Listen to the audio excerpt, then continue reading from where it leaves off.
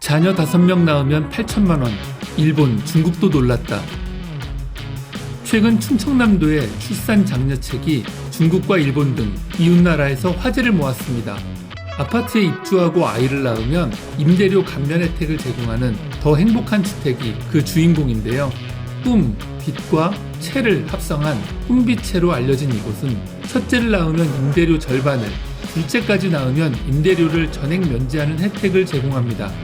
자녀 나이에 따라 기본 6년에서 최장 10년까지 거주를 보장해 주거 안정성도 높은 편입니다. 꿈빛채는 아산시 배방읍 월천지구에 들어설 예정입니다. 지하 2층, 지상 8에서 25층 10개 동으로 총 600세대가 입주합니다. 전용 면적이 가장 큰 59평방미터형은 보증금 5천만원에 월 임대료 15만원입니다.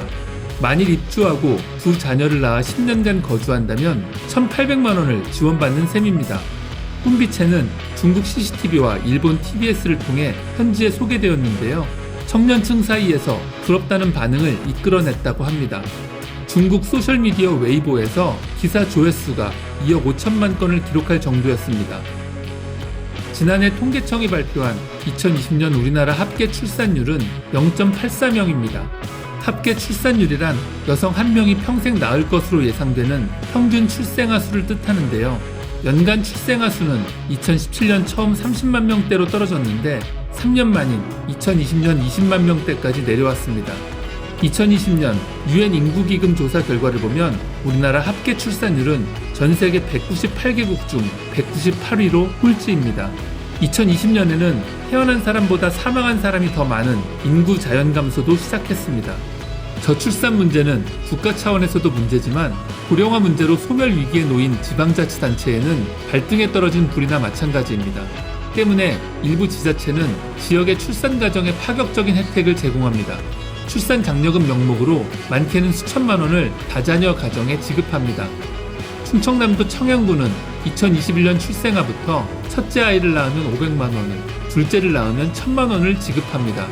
장려금은 아이를 한 명 더 낳을 때마다 500만 원씩 늘어나는데 다섯째부터는 3천만 원이 나옵니다.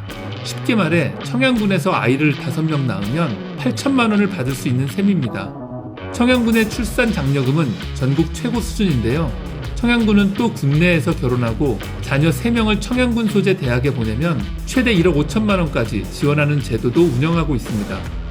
충청남도 서천군도 지난 2월 다섯째 아이를 낳으면 3천만 원 장려금을 지급하는 조례를 마련했습니다.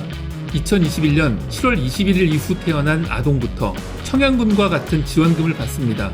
매월 10만에서 60만 원을 50개월간 분할 지급하는 방식입니다. 출생일 기준 6개월 전부터 신청일까지 부모 모두 서천군에 주민등록을 두고 거주하는 경우 신청 가능합니다. 출산가정에 주택자금 지원금을 지원하는 지자체도 있습니다. 충청북도 제천시는 출산가정이 주택자금 지원금과 출산자금 지원금 중 하나를 선택해 혜택을 받을 수 있습니다. 주택자금 지원금은 주택자금 대출을 받은 사람이 신청 가능한데요. 5천만 원 이상 주택금을 빌린 가정이 첫째를 낳으면 150만 원, 둘째는 1,000만 원, 셋째는 4천만 원 은행 대출을 지자체가 상환해 줍니다.